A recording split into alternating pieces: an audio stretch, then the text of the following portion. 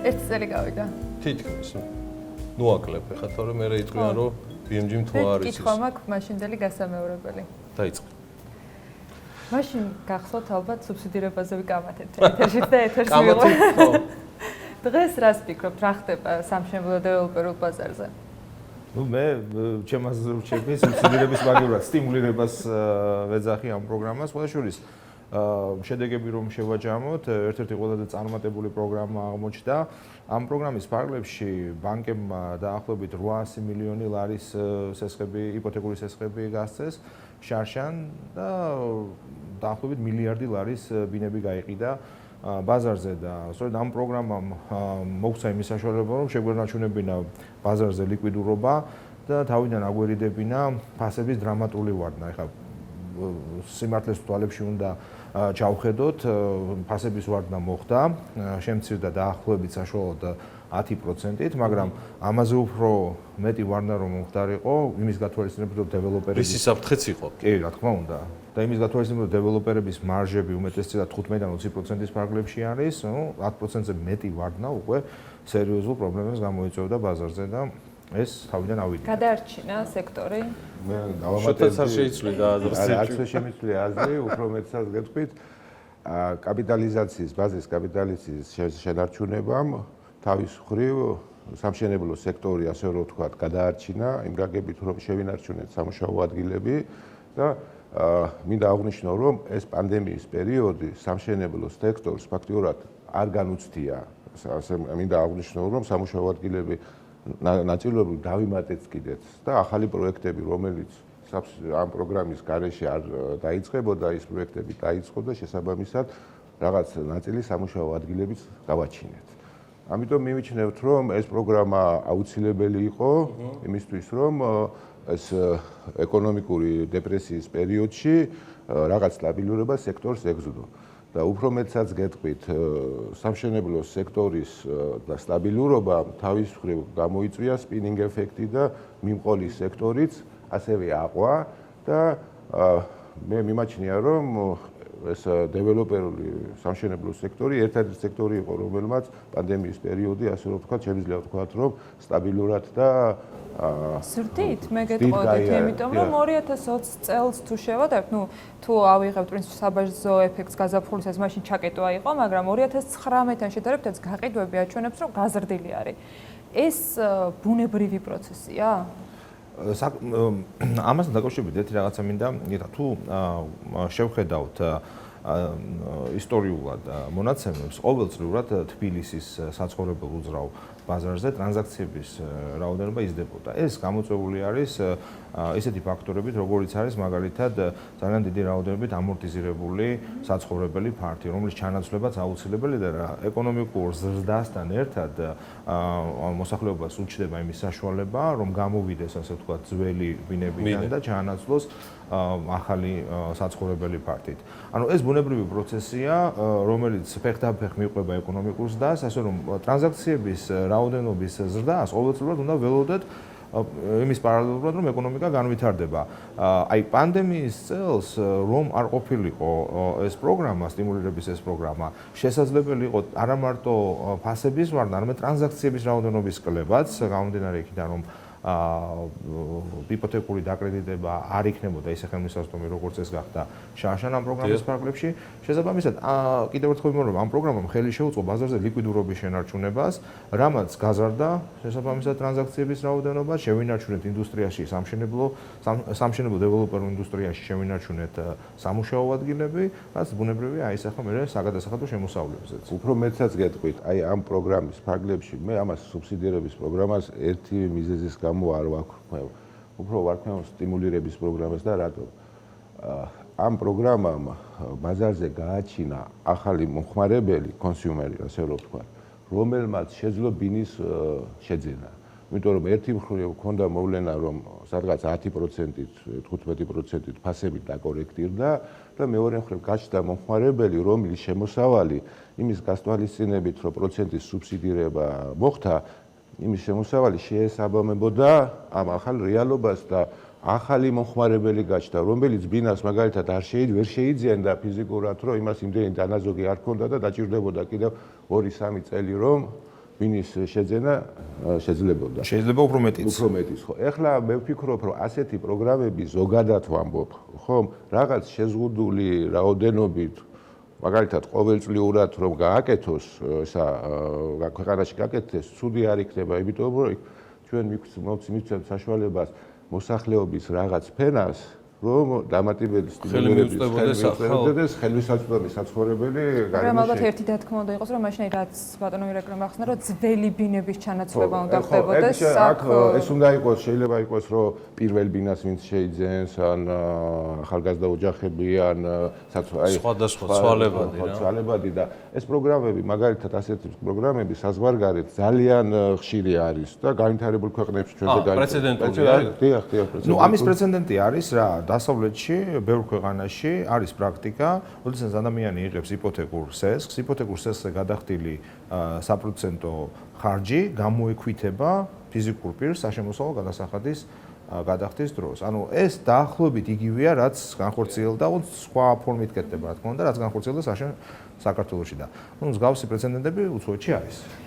ერთ კითხვასაც დავსვამ, ბოდიში ამის გაგრძელებაზე. ანუ დღეს რო ბაზარს უყურებთ, ჩვენ ვხედავდით ბოლო წლებში ტურიზმი, როდესაც განსაკუთრებით სწრაფად იზრდებოდა, რომ საინვესტიციო მიმართულება გახდა უძრავ ქონებაში გარკვეული ინვესტიციის გაკეთება და ბევრი ადამიანი უძრავ ქონებას ყიდულობდა იმ პერსპექტივით, რომ შემდეგ ამას გააქირავებდა მათ შორის ტურიზმზე. დღეს ბაზარი აი ამ პანდემიის ფონზე რას აჩვენებს, რა ინტერესი არსებობს და რამდენად შეიცვალა ქცევა მომხმარებლის და ინტერესიან გათვლები, ანუ როგორი არის? საინტერესო ტრენდი საქართველოში არის ის, რომ როგორც წესი უძრავი ქონება განიხილება ერთგვარ ალტერნატივად საბანკო დეპოზიტებისა საქართველოში. აი ხა დღეს თუ შევხედავთ დოლარის დეპოზიტებზე საპროცენტო განაკვეთებს მნიშვნელოვნად შემცირებულია. შესაბამისად, ეს აძლევს სტიმულს ინვესტიციას უძრავ ქონებაში, სადაც ამონაგები უფრო მაღალია ვიდრე ერთწლიან ან ორწლიან დეპოზიტზე განთავსებულ თანხებზე. შესაბამისად, საპროცენტო განაკვეთების დაწევა დეპოზიტებზე ავტომატურად აძლევს სტიმულირებას უძრავ ქონებაში ინვესტიციას. მიუხედავად იმისა, რომ ამ სფეროს შეექმნა კრიზისული ვითარება. ეხლა პოსტპანდემიური გამოწვევაც ეს არის, სწორედ ირაკლი სწორედ აღნიშნა, რომ ერთი მხრივ დეპოზიტების შემცირდა, პროცენტი დეპოზიტ და მეორე მხრივ მომხმარებას გაუჩნდა დამატებითი სტიმული, რომ ინვესტიცია გააკეთოს მშენებარე პროექტებში და ორი მიმართულებით. ერთი არის, რომ ასე რომ ვთქვათ, ფასის აფსაიდი არსებობს მშენებლობის პროცესის დროს, იმიტომ რომ ვინც დასაწყისში ძეს ბინას მოლოდინი აქვს, რომ მნიშვნელოვანი ფასდაკლებით ყიდულობს და მეორე, კიდევ როგორც თქვენ ბრძანეთ, გაქირავების დროს კიდევ დამატებით შემოსავლის სტიმულირება ხდება. ამ ნაწილის რეზუმირება რო გავაკეთოთ, არის შემდეგი, რომ იხეირა ყველამ ინდუსტრიამ, რომელმაც გაიარა გარკვეულწილად დანის პირზეც და გამოცდილება, შეიძლება ისეთი მოლოდინი არ ქონდა, რაც 2008 წელს იყოს, ეს ვისაუბრეთ დაახლოებით 1 წლის წინ, მაგრამ იხეირა ყველამ და უკმაყოფილო არ დარჩენილა არავინ. შეიძლება ალბათ აქ ნამდვილად სწორი რეზიუმე არის, ინგლისური ტერმინი რო ვიხმარო win-win სიტუაცია აღმოჩნდა. ნუ სახელმწიფოს რა თქმა უნდა დაუჯდა გარკვეული თანხა, დაახლოებით 100 მილიონი ლარის რესურსი გაიღო სახელმწიფომ ამ პროგრამის ფარგლებში, თუმცა უკუგებაც არანაკლები იყო, ბევრად მეტი იყო, ვიდრე შოთას ნათქვამის გაგრძელება მინდა, იმიტომ რომ ჩვენი ერთ-ერთი კითხვა რაც იყო მონიშნული, გაგრძელდეს თუ არაო. შოთა მიუთითებს მაგალითად სეზონურ რაღაცა ისეთ მიდგომებზე შედარებით ვთქვათ ოჯახური, ახალი ოჯახები ან რაღაცა დაინახა სახელმწიფომ ბოლომდე ეს ეფექტი, იმიტომ რომ მე ჩვენი ძველი საუბრიდან მახსოვს, რომ ეს 100 მილიონი შეიძლება არის ეს პირდაპირი, როგორ ვთქვა, სუბსიდირებული თანხა, რაც ჩანს, მაგრამ უკუგება ამას აქვს გაცილებით მეტი. რომ არ გააგრძელა სახელმწიფომ წელს და რო იყო მაინც ამაზე ბანკების მხრიდანაც და დეველოპერებისგანაც მოთხოვნა, რაღაცა შეგრძნება გამიჩნდა, რომ ბოლომდე დაინახეს კი სიკეთე ამ პროექტის? ახლა ვფიქრობ, რომ ის ეკონომიკური ეფექტი, რაც მოყვა, ჩვენ გვიგვიჟელია და მოლოდინებს გადააჭარბა, ვიდრე თავიდან ჩვენ ამას თვლიდით თუ ვჯელობდით. თუმცა მე როგორც აღნიშნე, უბრუნდები იმას, რომ ამის ეფექტი არ არის საჭირო, რომ პანდემია ან ეკონომიკური კრიზისი ხდებოდა. რაღაც ლიმიტური შეზღუდული რაოდენობით ხო ყოველ წელს შეიძლება გაკეთდეს და გასაგები ერთი მხრივ ჩვენ საუბრობთ, რომ ხარჯი გავიწიეთ 100 მილიონი, მაგრამ მეორე მხრივ ჩვენ თუ ავიღებთ იმ ეკონომიკურ ეფექტს, შესაბამის შემოსავლებს, DGG-ს, სამოსავლო გადასახადებს, რომელიცაც ეკონომიკის გაჯანსაღების შედეგად სახელმწიფო მიიღო, ამ შემთხვევაში ხომ ეს ბენეფიტი რამოდენიმეჯერ აღემატება იმ ხარჯს, რომელიც სახელმწიფომ გასცია. და ერთ რამეს დავამატებდი, ამ პროცესში მე ვფიქრობ, რომ ყველაზე მეტად, ასე რომ ვთქვათ, მოგებული დარჩა მომხმარებელი. იმიტომ რომ შედარებით დაბალი ფასის პირობებში უფრო საუკეთესო ფინანსირების ხარჯზე შეიძინა საცხოვრებელი ბინა. ხო, ისეთმა ხალხმა შეიძინა ბინა, რომელიც როგორც შოთამ აღნიშნა, რამდენიმე წელი კიდევ ვერ შეძლებდა ბინის შეძენას. ცოტა ესეთი შეკითხვა ორთავესთან. საქართველოში დეველოპმენტი პასუხობს არსებულ მოთხოვნებს თუ მაინც მომხმარებელს უწევს შეთავაზებიდან არჩევა.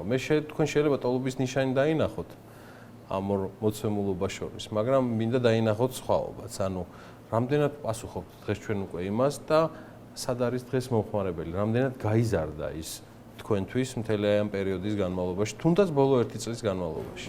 ნუ რასაკვირველი ხარ, რომ არ პასუხობდეს ესეთი დეველოპერი ბაზარზე ფიზიკურად ვერ იარსებებდა, ანუ ვერ გადარჩებოდა, ასე ვთქვათ.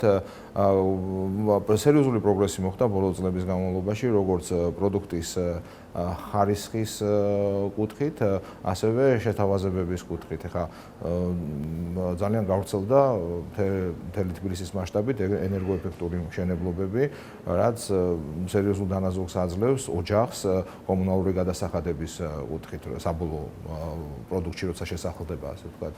ასევე ხარისხი სახანძრო უსაფრთხოების ახალი ნორმები არის დანერგილი, რომელიც შეესაბამება ევროპულ ნორმებს. ნუ ამ კუთხით სერიოზული პროგრესია ბოლო წლებში საქართველოში. გასაგები. მე მინდა აღვნიშნო, რომ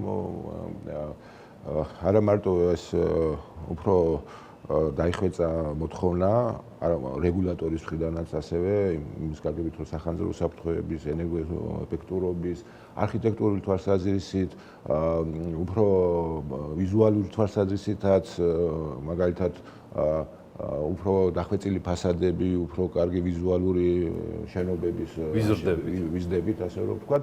ამასთან ერთად მოთამაშეების რაოდენობაც ბევრი არის ბაზარზე. გამრავლდნენ და შესაბამისად ეს იწვევს კონკურენციას დეველოპერების მხრიდან და ამით მომხმარებელი მხოლოდ იგებს. არა მარტო ფასის თვალსაზრისით, ასევე ხარისხის თვალსაზრისით, ასევე მიწვევების დროულად მიღების თვალსაზრისით და ვფიქრობ, რომ ის დრო, როდესაც მომხმარებელს უწევდა არჩევა, რომ არჩევანი ბევრი არ იყო და უნდა აერჩია და ეს იყო ერთადერთი არჩევანი და მხოლოდ იმაზე ფიქრობდა, რომ დროულად მიიღო თავისი საცხოვრებელი. მიიღოთ ან არა მიიღო. ხო, და ეს კიდე ხო საერთოდ ეს პერიოდიც ჰქონდა.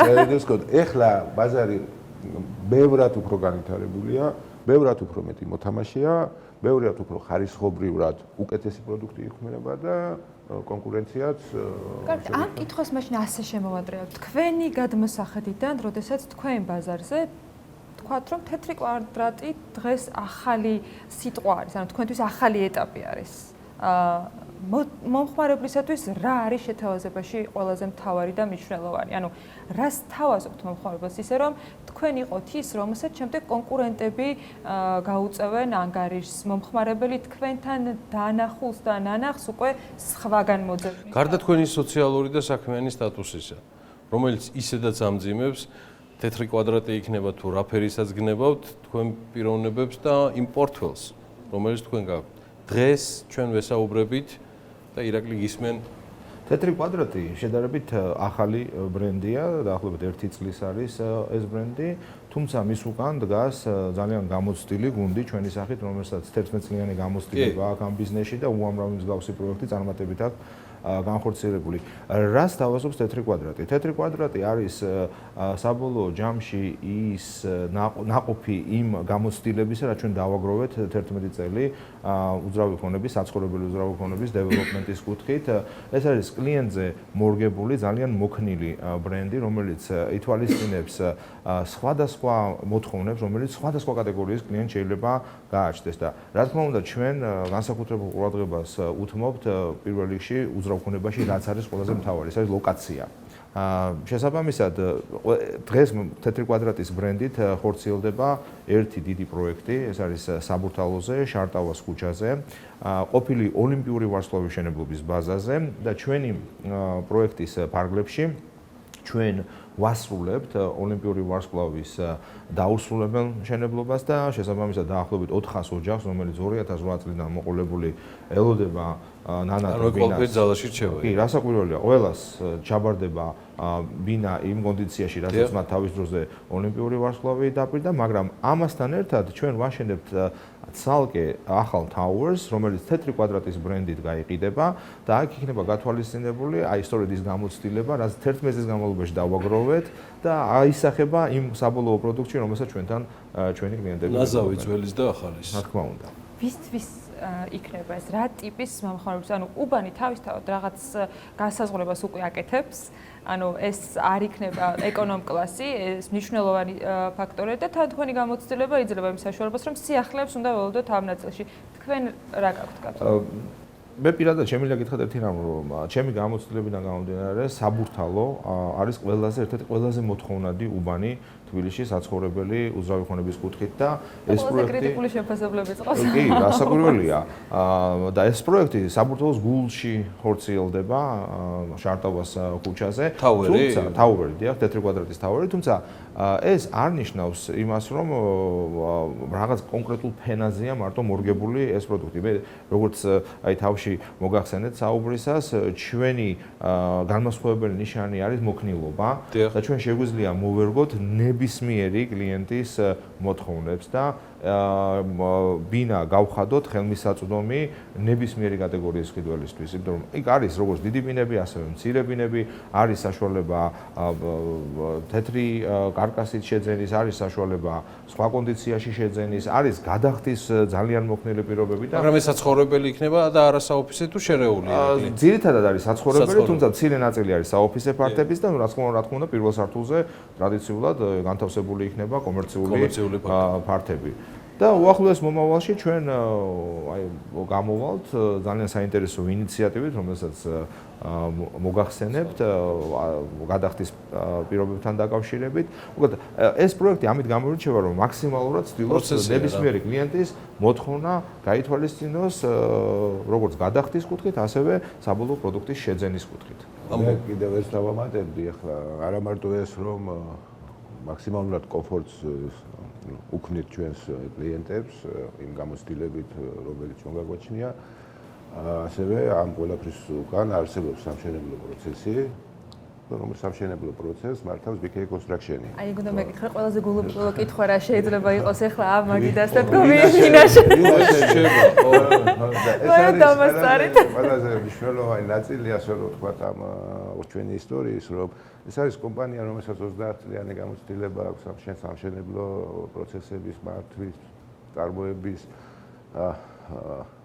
მე შემიძლია გითხრათ, რომ მილიონზე მეტი კვადრატის და 1-ზე მეტი მილიონი კვადრატი აქვს აშენებული. არა მარტო საქართველოში. არა მარტო საქართველოში და აქვს აშენებული როგორც საცხოვრებელი, ასევე სასტუმროები, სავაჭრო ცენტრები და ყველა ტიპის და დღეს მიმდინარე პროექტებში ხართ ასევე აქტიურად ჩართულები. დღეს მიმდინარე პროექტებში ახლა ეს კონკრეტული პროექტი ერთი პროექტაგანია 12 სხვადასხვა პროექტის, რომელსაც ჩვენ ვასრულებთ და საერთო ჯამში სანამ გადაცემა დაიწყებოდა ჩვენ საუბრობდით რამდენ კვადრატს აშენებთ და სადღაც 9 მილიონ კვადრატს ვაშენებთ ეხლა მიმდინარე და ეს გამოცდილება ჩვენს ორგანიზაციაში რაც 10 წლების განმავლობაში დაგროვდა აი ამის გამოყენება ხდება ოლიმპიური ვარსკვლავის შეძლებლობის დროს და თეთრი კვადრატის ბრიტის უკან. საქართველოს ახსენეთ, მაგრამ აქ მაინც გამოყოფ არა მხოლოდ საქართველოს, არა მხოლოდ თბილისი, მთელი საქართველოს მასშტაბით ხართ რეალურად და უცხოეთიც კი საქართველოს ფარგლებში. მე სულ პირველ ინტერვიუს გავიხსენებ, როდესაც ჩვენ BK Construction-ს ვსწავლობთ საქმიანი დილას ეთერში, მაშინ მათ შორის უკვე იყო ამ კომპანიის მხრიდან საქართველოს ფარგლებს გარეთ მუშაობის გამოცდილება და ეს რამდენიმე წლის წინ იყო ჯერ კიდევ 2000 მინდა მოგახსენოთ რომ ჩვენ საქართველოს თბილისში არა მარტო თბილისში ვახორციელებთ პროექტებს, ჩვენ ვახორციელებთ პროექტებს რეგიონებში, მათ შორის ქუთაისში, სვანეთშიც ვახორციელებთ, მოქონდა პროექტები კახეთში და ასე შემდეგ. ჩვენ პორტფელს მიეკუთვნება ესეთ ცნობილი სასტუმროები, მაგალითად როგორც არის დისონი წინანდალი, მარიოტ მოქსი თბილისში, ორი რამადა და ეს გუნდი, რომელიც მოვაწეობს, მნიშვნელოვანი არის, რომ შედგება როგორც გამოცდილი შენობებით, რომელსაც 40 წლიანი გამოცდილება აქვს, ასევე ახალგაზრდებით, რომელიც დიდ გამოცდილებას იღებენ ამ საწარმოო პროექტებში და ძალიან მიხარია, რომ ისეთი კარგი ახალგაზრდა ინჟინერ-მშენებლები გვყავს, რომელსაც შეუძლიათ დამოუკიდებლად დიდი პროექტების მართვა. ერთი თემა არის მანდ კიდე, რომელზეც სხვათა შორის ირაკლიმ დაანონსა ადრე წლების წინ, მაგრამ ჩვენთვის გამორჩეული საყვარელი თემა არის, რომელიც ეხება პროფესიულ სასწავლებელს, რომელიც დიდი ენთუზიაზმით იყო ადრე დაქოქილი. დღევანდელი სტატუსი მაინტერესებს ერთი წლის თავზე სად არის და ჩვენ მოგახსენებთ, ჩვენ აი ეს პროექტი ჩვენთვის ერთ-ერთი საამაყო პროექტი არის და მოგეხსენებათ უკვე დღეს მდგომარეობით ჩვენ არსებული სამშენებლო კოლეჯით შევძელით 350 სპეციალისტის დატრეინინგება და მათი ინტეგრაცია სამშენებლო პროცესში. თუმცა ახლა შარშანდელი წელი მინდა აღვნიშნო, რთული იყო ეს პანდემიის პერიოდში, მოგახსენებთ, რომ მხოლოდ 50-მდე სპეციალისტის ტრეინინგი და გადამზადება და სერტიფიცირება შევძელით, მაგრამ თუმცა წელს უკვე დავიგეგმეთ, პირველი ჯგუფი უკვე სწავლება დაწყებულია და ივნისის ბოლოს ველოდებით მათ ინტეგრაციას ჩვენ სამშენებლო მოედნებზე. ასევე რეალურ დასაქმებაზე გვაქვს აქ საუბარი ინტეგრაციას როცა ვამბობთ, ანუ ეს ადამიანები იღებენ სამსახურს. ეს ადამიანები პირველ რიგში იღებენ პროფესიულ განათლებას. ჩვენ გვაქვს 11 სხვადასხვა სახის სპეციალიზირებული პროგრამები. ეს პროგრამები არის 6 თვიანი და პროგრამა შედგება ორი ნაწილისაგან. ერთი არის თეორიული სწავლება, რომელიც კოლეჯში მიდის, თავისი თეორიული სწავლებით, workshop ტრეინინგით და ასე შემდეგ და კიდევ არის სამი თვე პრაქტიკული სწავლება ჩვენ სამშენებლო მოედანზე, რომელიც დროსაც ჩვენ სტიპენდიებს ვუხდით ჩვენ სტუდენტებს და ეს სტიპენდიაც არ არის ანაზღაურებადია და არც ისე დაბალი არ არის, 600 ლარს ვუხდით თვითონ სტიპენდიას და როდესაც ისინი იღებენ უკვე პროფესიულ განათლებას და ჩვენ ხედავთ, რომ ისინი მზად არიან დამოუკიდებელი საწარმოო პროცესზე, ამის შემდეგ ვიწყებთ მათ დასაქმებას BK Construction-ის სამშენებლო მოედნებს. და ამით რა მინდა გითხრათ, რომ ჩვენ არც ახალი პროექტების გვეშინია, არც მიმდინარესი, იმიტომ რომ სულ გვაქვს ციკლი, სადაც ადამიანების აქ მნიშვნელოვანი არის, რომ სწორად მართო სამშენებლო პროცესი და ყავდეს დატრეინინგებული კვალიფიკაციური სამშენებლო რესურსი, რომლის საშუალებითაც და სწორი ორგანიზაციით რომ პროექტები მოშენებლო კოლეჯი, რომელიც გაკეთა განათლების სამინისტროსთან ერთად, არის აი იდეალური სახელმწიფო ხორჩება ირაკლი, სახელმწიფო აფინანსებს გარკვეულ ხარჯებს, დანარჩენ ხარჯებს ჩვენ ვაფინანსებთ. მნიშვნელოვანი ხარჯები მოდელები საოპერაციო ხარჯების 90% სახელმწიფო. და ეს არის პლატფორმა იმისათვის, რომ არა მარტო მომზადდეს კადრი, როგორც შოთამ თქვა 6 თვიანი პროგრამებია, მოკვლევადიანი, საიდან 3 თვე თეორიული სწავლა არის და 3 თვე არის პრაქტიკა ჩვენს ობიექტებზე, რომელიც ანაზღაურებადია. ამის შემდეგ ჩვენ ვთავაზობთ სპეციალისტებს, რომლებიც დადარიან უკვე მუშაობისთვის გარანტირებულ დასაქმებას ჩვენსავე კომპანიაში BK Construction-ში და საშუალო ანაზღაურება მერყეობს 1500 ლარიდან 2000 ლარამდე. ეს არის ხელზე ასახები ხელფასი თვეში. ანუ ეს არის საკმაოდ კარგი პლატფორმა იმისათვის, ვისაც უნდა შეისწავლოს პროფესია, რომ მოვიდეს ჩვენთან, არ მარტო ისწავლოს, არამედ შემდეგ დასაქმდეს კიდევაც. მიიღოს სტიპენდიები სასწავლებელი, ისწავლოს, მაგრამ უფასო არის სწავლა. უფასო არის სწავლა, ასე ვთქვათ, ეს არის ჩვენ სტიპენდიით არის სწავლა, ესე თვითონ სტუდენტი არ იხდის, მაგრამ ამ ხარჯებს წერს კომპანია და ხო, რასაკვირველია, უფასო ლანჩი არ არსებობს. არ არის. ესა, მაგრამ ჩვენ ვაფინანსებთ. ჩვენ ვაფინანსებთ. ხო, ასევე არის სტიპენდია პრაქტიკული სწავლების დროს და შემდეგ გარანტირებული ერთწლიანი სამუშაო ადგილი, რომელიც წელიწადში სადღაც 12-დან 15,000 ლარამდე შემოსავალს აძლევს დასაქმებულს. ეს 350 რაც იყო თქვენმა ობიექტებმა გაიწოვა თუ რეალურად თელმა გეტყვით ხო საინტერესო გითხარ. მაინტერესებს მე ანუ ეს ხო არ არის მარტო თქვენი პირადი ბაზრისთვის ამზადებთ. არა მარტო რა თქმა უნდა ვამზადებთ ბაზრისთვის და მინდა მოგახსენოთ რომ დიდი ნაწილი ჩვენთან დასაქმდა თუმცა რაღაც მომენტის შემდეგ ჩვენთან გადადიან სხვა კონკურენციიდან და ყველაფერთან გამომდინარე. და მათ შორის ნაწილი საზოგადოებრივად წავიდა საქმე. დარწმუნებული ვარ ამიტომ პროცესის ისაა. მომავალი ახსენეთ წეღან და წეღად მოვკარიყური ამას ესეც უნდა ვიკითხო საწარმო მიმართულებითაც იგეგმება სიახლეები. რამდენად შეგვიძლია დღეს ამაზე საუბარი და რას გულისხმობს ეს სამშენებლო მიმართულება, მაგრამ უფრო მეტი რომ მოგვიყვება. კი, მაგაზე მოგახსენებთ რომ ეხლა შოთა უფრო დეტალურად ისაუბრებს, ჩვენ სამშენებლო ბიზნესის კუთხით გადავწყვიტეთ ვერტიკალური ინტეგრაციის გაღრმავება და შარშან განვახორციელეთ ინვესტიცია თერმოსაიზოლაციო ბლოკის წარმოებაში, რომელიც ქარხანა რომელიც აშენდა უკვე და სატესტო რეჟიმში მუშაობს, ძალიან მალე გამოუშვებს უმაღლესი ხარისხის თერმოსაიზოლაციო სამშენებლო ბლოკს, რომელიც გამოყენებული იქნება როგორც ჩვენს მშენებლობებში, ასევე გაიყიდება ბაზარზეც. აქ ახლა ჩვენ ვაკვირდებით ბაზარს და ჩვენთვის მნიშვნელოვანი ფაქტორი არის ერთი რომ ჩვენი პროდუქციის შექმნის პროცესში მნიშვნელოვან როლს ასრულებს როგორც იმპორტული, ასევე ადგილზე წარმოებული მასალები. და მიზანი არის ის, რომ რაც შეიძლება მეტად განვითარდეს სექტორი და ადგილობრივი წარმოება განავითაროთ, ის საშუალებაც გვაქვს ახლა, ხო, შეიძლება ჩვენ რა 100%-იანი ჩანაცვლება ვერ მოვახდინოთ და არც არის საჭირო ეს არა ეკონომიურია, მაგრამ იმ ძირითადი მიმართულებებით, ხო, როგორიც არის არმატურის წარმოება, ბეტონი, სამშენებლო ბლოკი და ასე შემდეგ, აქ ასევე სხვადასხვა სალესი მასალები, აქ აუცილებელია რომ ვერტიკალური ინტეგრაცია მოხდეს. რომ ეს ნაკლებად ვიყოთ დამოკიდებული იმპორტირებულ მასალებზე, რომელიც ერთი მხრივ საშუალებას გვაძლევს რომ აი სტაბილურობა მოხდეს, ფასის სტაბილურობა მოხდეს და მეორეს მხრივ არ ვიქნებით დამოკიდებული ამ კურსის ცვალებადობაზე და ასე შემდეგ.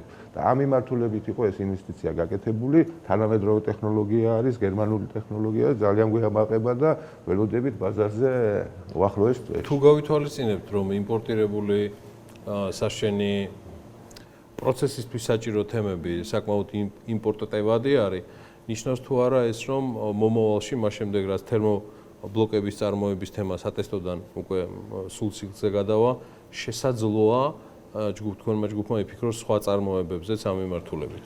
ხო, სწორედ ეს მინდოდა აღმაგნიშნა, რომ ახლა თელ სიტუაციას უყურებთ. უყურებთ გლობალურად უყურებთ ბაზარს, რომ მნიშვნელოვანი არის, რომ ეს ძალიან სწორი და საჭირო ინვესტიცია იყო ქვეყნისთვის, ჩვენ მიგვაჩნია, იმიტომ რომ დიდი რაოდენობით აღნიშნული მასალას იმპორტირება ხდებოდა და საკმაოდ მაღალი ფასებით, აღნიშნული ქართლის პირობებში ფასები უფრო კონკურენტული იქნება და უფრო დაბალი ვიდრე იგივე იმპორტირის შემთხვევაში, იმპორტის სწორი ჩანაცვლება ხდება უფრო კონკურენტული ფასით. და მსგავსი, ჩვენ ახლა გამოდივართ, როგორ გამოდივართ სიტუაციიდან, რა შეადგენს იმპორტი. ხო, ახლა ესა იმპორტის მოცულობა, ეს ისა ხო ინვესტიციის თავსებადი უნდა იყოს ახლა და თუ საუბარი გვაქვს ახლა რამოდენიმე ასეული ათასობით დოლარის იმპორტის ჩანაცვლებაზე, ეს არის ხო მომგებიანი არ არის იმის თვალსაზრისით, რომ ინვესტიციის მოცულობა არ შესაბამება სიკეთეებს რაც შეიძლება მიიღოს. ხო, ამ ქარხანაში ჩვენ პარტნიორები გვყავს და მათთან ერთად ჩვენ ჩავატარეთ ბაზრის ანალიზი და გამომდინარე ქარხნის წარმადობიდან დაახლოებით 180,000 კუბური მეტრი ბლოკის წარმოება შეუძლია, რაც საქართველოს ბაზრის 25%-ია. შესაბამისად, ამ ხელა მასშტაბზე არის საუბარი, მაშინ უკვე ღირს ინვესტიციის, ასეთ ტიპის ინვესტიციის განხორციელება და ინვესტიცია, რომელიც გვაძლევს საშუალებას, არ ვიყოთ დამოკიდებული იმპორტირებულ სამშენებლო მასალებზე, რომლის ფასიც იცვლება სავალუტო კურსთან გამომდინარე. წელს უკვე უნდა ვაოდოთ ბაზარზე ამ ჩანაცვლების ასახვას? ჩვენ ვფიქრობთ, რომ ივლისის თვეში უკვე დავიწყებთ ბაზრის ხაზისთვის მიწოდებას. სად გააკეთეთ ქარხანა? ეს არის ლილოს ტერიტორიაზე. და ბოლოს ისე ცოტა მინდა რომ განვაზოგადოთ, წეღან ვახსენეთ, რომ ძველი ბინები პრობლემური არ ჩაანაცვლებად. თბილისის არქიტექტურას და ზოგადად ურბანიზაციის თემას ყველაზე კარგი სალაპარაკო საკითხი არის ნებისმიერი ადამიანისთვის და ყველას თავისი აზრი აქვს. ყველას ძალიან საინტერესო მოსაზრება აქვს ამასთან დაკავშირებით, მაგრამ მეორე მხრივ ეკონომიკასაც არ არის გონიერი და გასათვალისწინებელი მაგ შემთხვევაში. ეკონომიკის მიმართულებითაც ბაზრის გადახურებაზე ალაპარაკდნენ ბოლო დროს, იმიტომ რომ ძალიან ბევრი მშენებლობა არის.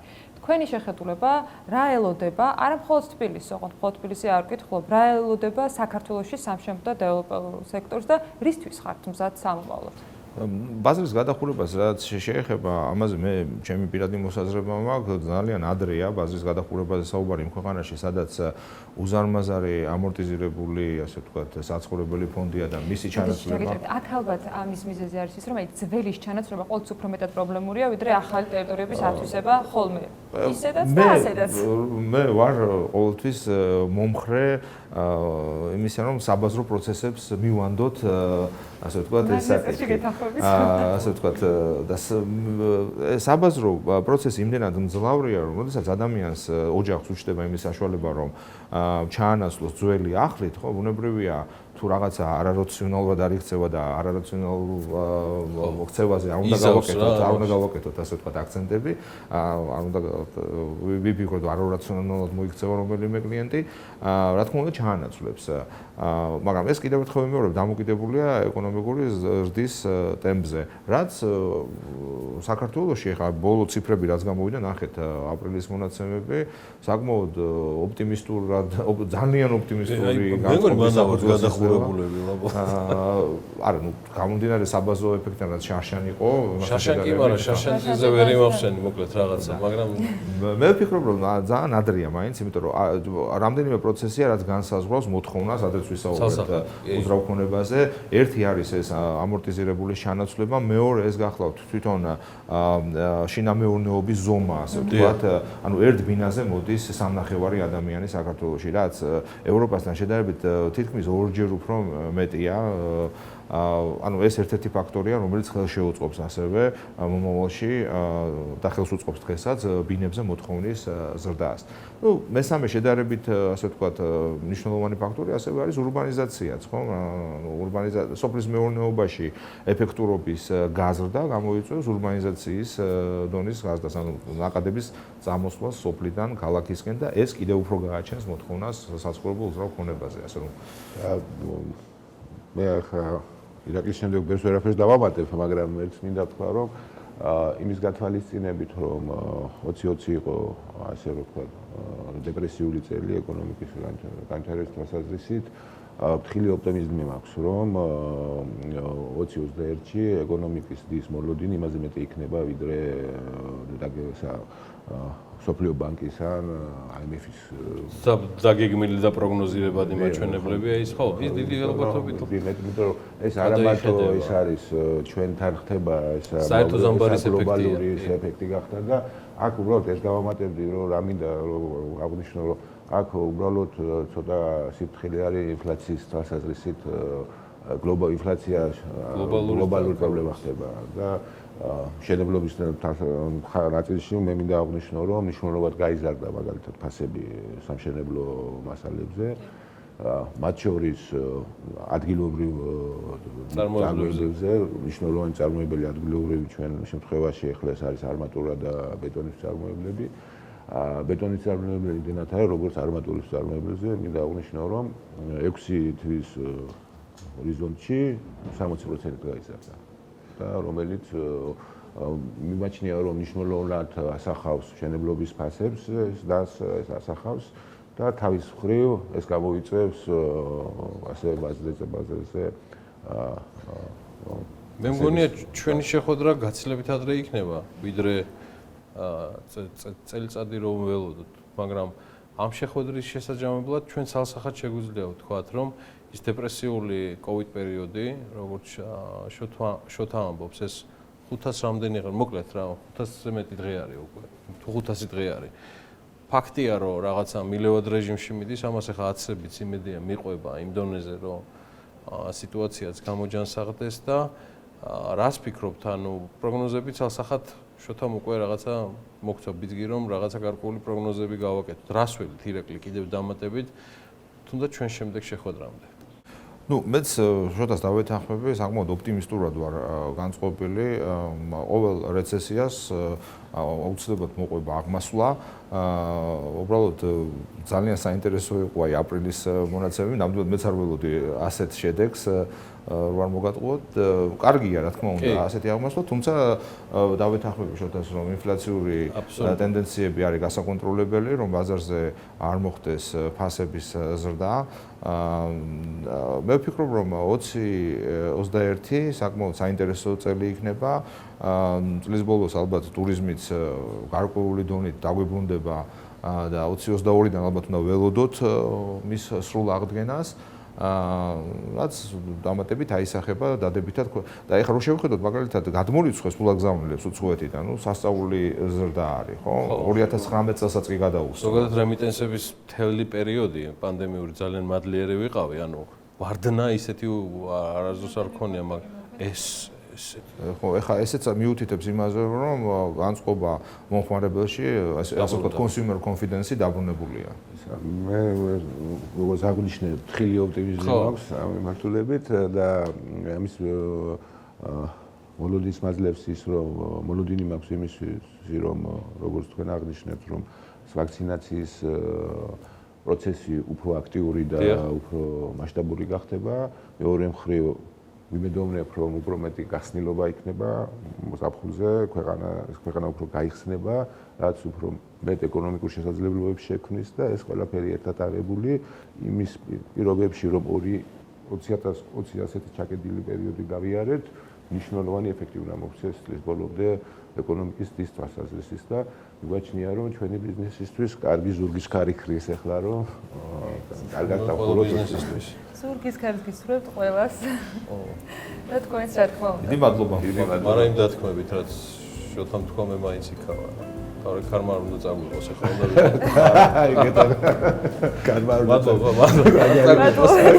არის კურსი დაცურავს და ჩაიხჭოს. Consumer confidence აქვს და CPI-ში აი რა შედის რა? ეს flat tax rate-ი